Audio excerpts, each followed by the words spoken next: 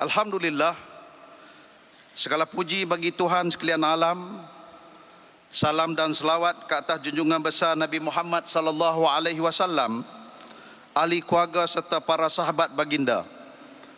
Marilah sama-sama untuk kita merafakkan setinggi-tinggi kesyukuran kehadrat ilahi, kerana dengan izin dan inayahnya kita sekalian dapat berkumpul dalam masjid yang mulia ini bagi menyambut dan memperingati kelahiran junjungan besar Nabi Muhammad sallallahu alaihi wasallam. Majlis sambutan Maulid Rasul sallallahu alaihi wasallam adalah suatu majlis yang tersendiri sifatnya, yang dianjurkan oleh kerajaan Malaysia dengan satu hasrat murni untuk menjunjung tinggi kerasulan Nabi Muhammad sallallahu alaihi wasallam. Seterusnya mengajak masyarakat untuk terus menjadikan Rasulullah sallallahu alaihi wasallam sebagai contoh ikutan di dalam kehidupan kita sekalian. Menjadi harapan kerajaan dalam memastikan seluruh umat Islam terus mencintai Nabi Muhammad sallallahu alaihi wasallam dan berusaha mengamalkan segala ajaran yang dibawa oleh baginda. Hal ini amat sekali bertepatan dengan firman Allah dalam surah Al-Ahzab ayat yang ke-21. Laqad kana lakum fi Rasulillahi uswatun hasanah liman kana yarjullaha wal yawmal akhir wa dzakarallaha katsira. Demi sesungguhnya adalah bagi diri Rasulullah itu contoh ikutan yang terbaik, yaitu bagi orang-orang yang sentiasa mengharapkan keredaan Allah, yakni balasan baik hari akhirat, serta pula menyebut dan memperingati Allah sebanyak-banyaknya, yakni sama ada dalam masa senang dan juga susah. Tuan-tuan dan puan-puan sekalian, sambutan Maulid Rasul di saat dan di ketika yang amat signifikan ini, dalam konteks negara Malaysia, Maulid Nabi disambut di saat negara baru sahaja melangkah hari yang ketiga pada kalender Masihi 2015. Artinya kita baru saja 3 hari melepaskan lalu 2014 yang penuh suka duka yang tercatat pada kalender negara.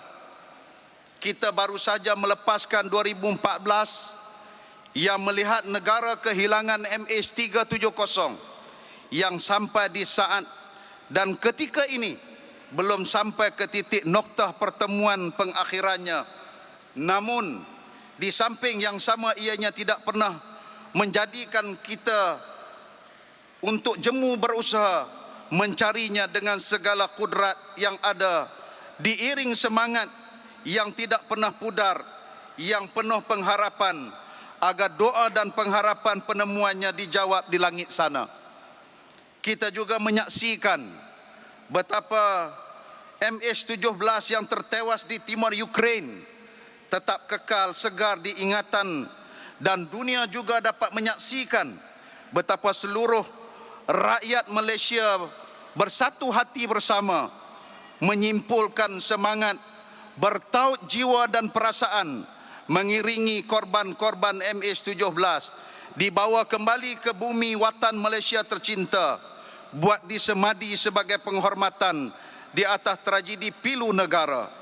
Tentunya bak kata pujangga, berat mata memandang, berat lagi bahu yang memikul.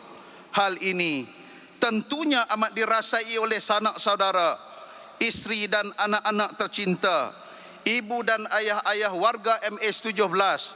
Sesungguhnya kami jua bersama dengan anda.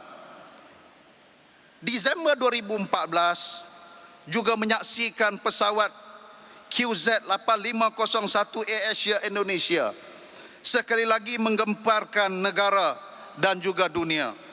Jumlah korban melibatkan pelbagai negara dunia termasuk Malaysia terus melakari sejarah negara pada kalender 2014. Banjir yang berkemuncak membadai 26 Disember 2014 juga mengisi kalender negara dengan tragedi banjir yang amat luar biasa. Limpahan air berisi lumpur menghanyutkan segala harta benda, pohon-pohon, jalan-jalan, kenderaan, bahkan juga rumah kediaman, termasuk nyawa yang turut menjadi korban. Hujan yang mencurah, sungai yang membuak, lautan yang bergelora, bukit-bukit yang mengalirkan deras airnya, bersama lumpur dan balak, menyaksikan betapa kesedihan yang mendalam. Air mata deras mengalir, menambah jumlah air banjir yang sedia menenggelamkan segala.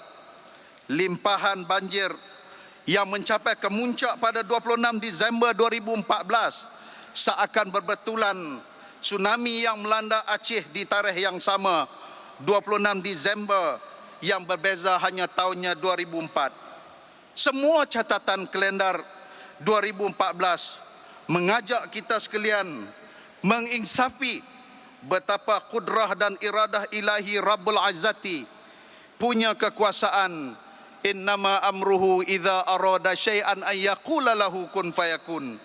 Justru di kesempatan Maulid Rasul Nabi yang membawa rahmatan lil alamin di mentari Januari 2015, agar semua segera menginsafi, mengkoreksi diri mana-mana kewajipan yang masih terabai, agar segera dipenuhi mana-mana silaturahim yang terungkai, agar lekas diperbaiki mana-mana kesombongan dan ketaksuban diri, agar cepat diistighfarkan mana-mana bicara dusta dan fitnah, adu domba, agar wajib dihentikan dan dibetulkan. Ya Allah, kami pohonkan di kemuliaan ini, di saat kelahiran junjungan agung Muhammad sallallahu alaihi wasallam, kami bermunajat, tunduk reda dan pasrah, memohon perkenan merayu rahimmu, merintih belas kasihanmu. Bantulah kami, hilangkan penderitaan kami, keringkanlah air banjir kami. Ya Allah, cukuplah ya Allah. Ya Allah, jika engkau azab kami, sesungguhnya kami adalah hamba-Mu. In tu'azibhum fa innahum ibaduk. Dan jika sekiranya engkau mengampuni kami, engkaulah Tuhan yang maha perkasa lagi maha bijaksana. Wa in taghfir lahum fa innaka antal azizul hakim. Maidah 118. Selamat Maulid Rasul, selamat menjalani kehidupan pada jalan Allah pada tahun 2015. Selamat mengikuti sunnah Maulid Muhammad sallallahu alaihi wasallam. Di akhir kesempatan, saya ingin merakamkan penghargaan kepada semua pihak, JAKIM, agensi kerajaan swasta dan semua pihak yang telah bertindak secara kolektif bagi menjayakan majlis ini.